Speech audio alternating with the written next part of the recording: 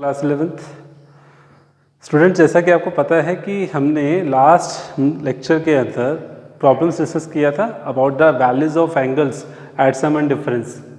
तो अभी वो कंटिन्यू चलेगा बिकॉज अभी कुछ टिपिकल प्रॉब्लम्स बाकी हैं, ठीक है, जिनको आपको सॉल्व करना आना ही चाहिए। तो उसी बिहाफ में आगे बढ़ते हुए आपके सामने प्रॉब्लम डिस्कस करने जा रहा हूँ। और वो प्रॉब्लम है, ये देखिए कि प्रूफ करना है कि tan 8x minus tan 6x minus tan 2x that is equal to tan 8x into tan 6x into tan 2x। Okay, generally हम क्या करते हैं कि जब हमें प्रूफ की कंडीशंस आती हैं कि आपको प्रूफ करना है इस तरह से क्वेश्चंस को, तो हम LHS को सॉल्व करते हैं और फिर देखते हैं कि RHS को प्रूफ करना है, या फिर RHS सॉल्व करते हैं तो प्रूफ करते हैं LHS कितना होगा। बिल्कुल सही बात है। लेकिन कुछ क्वेश्चंस ऐसे होते हैं जिसके बारे में आइडिया भी नहीं चलता है कि उसको एक्सप्रेशन से ही उठाना होता है, मतलब वहीं से ही उसका आइडिया लेना होता है, और जो प्रूफ करना होता है वो एज एन एक्सप्रेशन हमें लास्ट में मिलता है। तो उसमें ज़रूरी नहीं होता कि आप लेफ्ट हैंड साइड अलग से सॉल्व करो, राइट हैंड साइड अलग से सॉल्व करो, जैसा कि इस क्वेश्चन में है। कैसे? मैंने एक आइडिया लिया जस्ट। कैसे आया वो आइडिया कि आप देखिए कि जो तीनों एक्सप्रेशंस के अंदर टेंजेंट्स के जो एंगल्स हैं, यहाँ 8x है, यहाँ 6x है और यहाँ 2x है। तो आप देख सकते हो कि एक एंगल बाकी 2 की फॉर्म्स में है।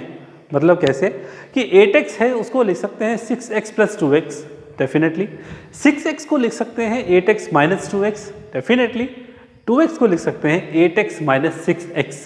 तो this expression we have to use.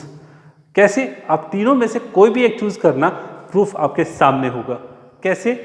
Just we have tan 8x। Okay, so tan 8x को कैसे सॉल्व करना है?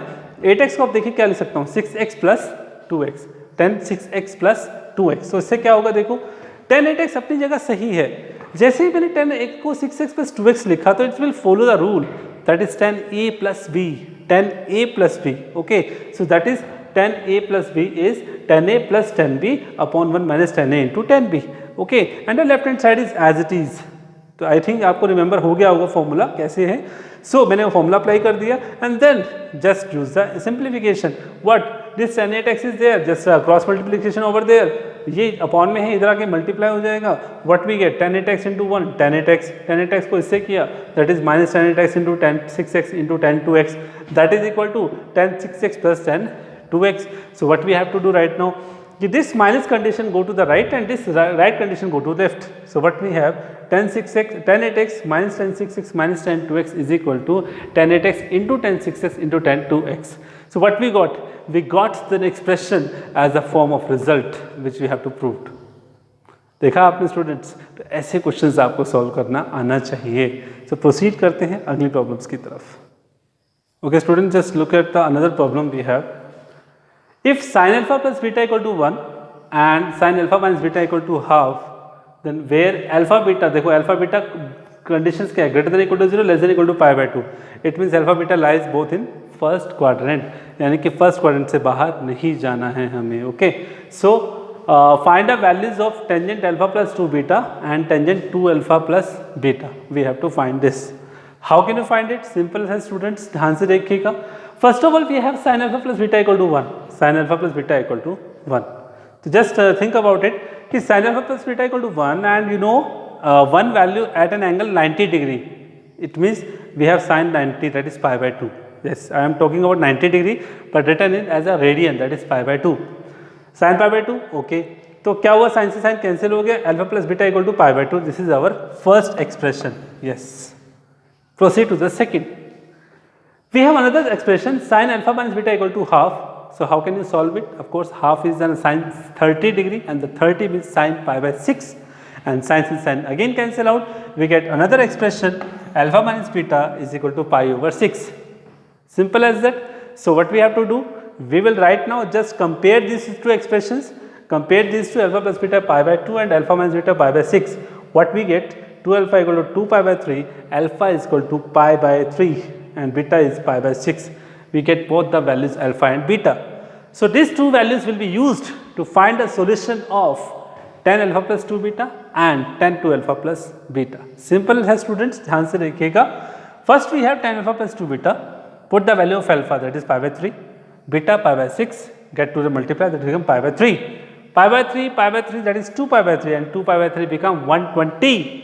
120 means I am talking in radian degree but written in radian, so that you have to just do more and more practice to written in radian angle. Okay, so tan 2 pi by 3 can be written as 120, that can be written as 180 minus 60, 180 that is pi, 60 that is pi by 3, that is pi minus pi by 3, and because tangent lies in the second quadrant and that is negative in the second quadrant, therefore that is pi minus pi by 3, pi is 180, expression trigonometric function will not change, tangent का tangent रहेगा, sine change हो जाएगा, minus 10 pi by 3 and 10 60 you know that is root 3, so what we get minus root 3 over there. Okay students, I hope आपको समझ में आ रहा होगा और अच्छे से एंजॉय कीजिएगा, क्वेश्चंस को सॉल्व करते रहिएगा. Just proceed with the next problem. Okay student, just look at the question. This is a typical one problem is there. If angle theta is divided into two parts, मतलब theta को divide किया गया two parts में, such that tangent of one part is lambda times of tangent of other part. मतलब theta के जो दो part होने वाले हैं उनमें से एक पार्ट का तो टेंजेंट है, मतलब थीटा इज एन एंगल, तो इट मीन्स लेट थीटा का जो भी एंगल होगा उनके दो एंगल होंगे, उससे पहले एंगल का टेंजेंट का जो एंगल होगा that is the lambda times of the tangent of other angle. Okay, तो टेंजेंट थीटा यहाँ पर क्या है, tangent lambda times of tangent of other part and phi is there difference. So show that sin theta is equal to lambda plus 1 upon lambda minus 1 root sin phi. We have to prove it. Sin theta, clear? Sin theta is equal to lambda plus 1 lambda minus 1 sin phi. तो ध्यान से देखिए, पहले मैं questions के हिसाब से चल रहा हूँ. क्या किया गया, just let theta has two part, that is a plus b, and phi is given, that is difference a minus b. Okay, difference you can say a minus b और b minus a both, because हमें नहीं पता कि a larger है कि b smaller है. Okay, तो दोनों तरीके से आपको करना है. थीटा यहाँ पर a प्लस बी और फाई आपका a माइनस बी हो गया, तो मैं सीधा यहाँ से ये कह सकता हूँ कि थीटा कितना आने वाला है. अगर आपसे कोई पूछे कि थीटा कितना आएगा, चलो मैं वो भी बताऊँगा आपको. फर्स्ट ये और सेकंड इक्वेशन ये, ठीक है. ओके, और साथ के साथ क्या अकॉर्डिंग टू क्वेश्चन क्या गिवन है कि थीटा का जो फर्स्ट पार्ट है दैट इज a, उसका tangent that is tangent of a is equal to lambda times of tangent of other part is b. means this is the expression कि इसका मतलब ये है कि tangent a is equal to lambda times of tangent b. So now we will use all these three condition and get the result which we have to prove. Okay, तो please ध्यान से देखिएगा क्या किया गया. tangent a upon tangent b is equal to lambda upon 1 is there. तो students ये आपके लिए बिल्कुल नया होगा कि यहाँ पर हम जो एक रूल अप्लाई करना चाह रहे हैं, that is applying componendo and dividendo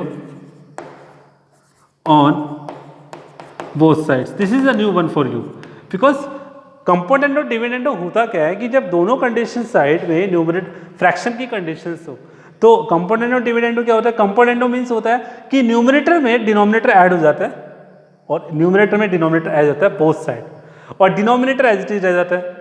but यहाँ पर कंपोनेंडो और डिविडेंडो दोनों अप्लाई हो रहा है. डिविडेंडो में क्या होता है कि न्यूमरेटर में से डिनोमिनेटर माइनस किया जाता है और वो लिखा जाता है डिनोमिनेटर में, ठीक है. और यहाँ पे यानी कि tangent A upon tangent B है, तो टेंजेंट ए में से टेंजेंट बी माइनस हो जाएगा, बट लिखा कहाँ जाएगा, नीचे, और न्यूमरेटर एज इट इज रहता है. बट यहाँ पर दोनों अप्लाई हो रहे हैं, तो किसका मतलब न्यूमरेटर में डिनोमिनेटर ऐड होगा तो वो न्यूमरेटर में लिखा जाएगा यानी कि कंपोनेंडो, और न्यूमरेटर में से डिनोमिनेटर माइनस हो रहा है तो वो डिनोमिनेटर में लिखा जाएगा that is dividendo. So what we have to do here, applying componendo and dividendo on both sides. So what we get tan a plus tan b upon tan a minus tan b. Both side apply होता है भाई, lambda plus 1 upon lambda minus 1, and just simplify it right now in the sin and cos form. तो मैं सीधा सा इसको अगर simplify करके sin a upon cos a, sin b upon cos b लिख के अगर मैं सीधा सॉल्व करूँ तो मेरे पास क्या आता है, sin a, ध्यान से देखिएगा, sin a cos b plus cos a sin b. LCM दोनों के कैंसिल हो जाएंगे, ठीक है. sin a cos b minus cos है साइन बी अपॉन में lambda plus 1 equal to lambda plus 1 lambda minus 1 as it is चल रहा है. समझ में आया स्टूडेंट्स कैसे हुआ. यस आपको आएगा sine A upon sine B plus cos A upon sine A upon cos A plus sine B upon cos B, sine A upon cos A minus sine B upon cos B, आपको ये लिखना है। Okay, और इसके हिसाब से formula बन रहा है that is sine A plus B and in the numerator sine A minus B and that is equal to lambda plus 1 upon lambda minus 1। So what we have to do, sine A plus B की value कहाँ से आएगी, ये रही ए plus B कितना है theta और ए minus B कितना है phi, use here. So what we have sine theta upon sine phi is equal to lambda plus 1 upon lambda minus 1, sine phi उधर चला गया तो हमें क्या मिलता है sine theta is equal to lambda plus 1 lambda minus 1 into sine phi. This is the proof. Okay students, तो आप देख रहे हैं कैसे वो प्रूफ आया। Yes, you have to do it yourself. तो स्टूडेंट्स इस तरह के क्वेश्चंस हैं, प्लीज़ अच्छे सॉल्व कीजिएगा, बड़ा इंटरेस्टिंग टॉपिक है, अच्छे से सॉल्व करना है, प्रैक्टिस करना है। नेक्स्ट जो टॉपिक हमारा आने वाला है that is transformation. Okay, that is transformation of the function, कैसे हम इन सम और डिफरेंस के जो फॉर्मूलेज हैं कैसे यूज़ करेंगे और बहुत फॉर्मूलेज बनाने में। ठीक है, तब तक के लिए प्रैक्टिस कीजिएगा। नेक्स्ट टॉपिक के साथ मिलते हैं, तब तक के लिए गुड बाय, टेक केयर।